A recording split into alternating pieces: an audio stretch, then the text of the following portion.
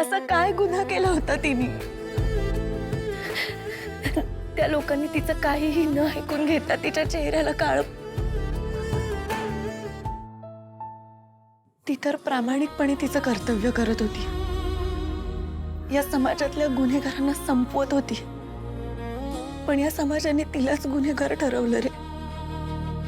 तिने गुन्हा केलेला नसताना अशी काय चूक केली होती तिने? बस मला तुझी परिस्थिती कळतीये, पण वसुधा काकू किती प्रामाणिक होत्या हे जगाला पटत नसलं तरी आपल्याला माहिती आहे. डिपार्टमेंटमध्ये जे जे त्यांना ओळखायचे ते त्यांचं नाव अजूनही आदराने घेतात.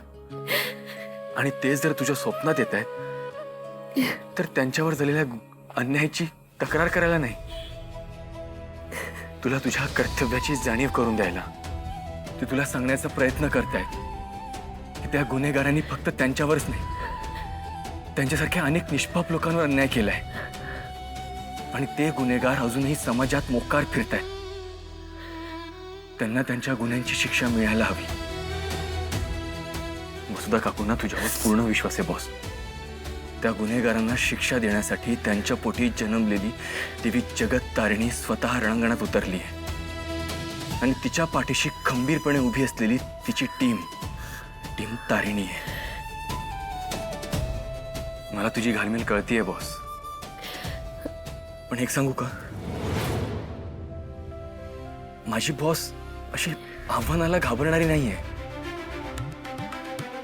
हेड कॉन्स्टेबल वसुधा बेलसरे यांची मुलगी जगाला तारणारी देवी जगत तारिणी आहे.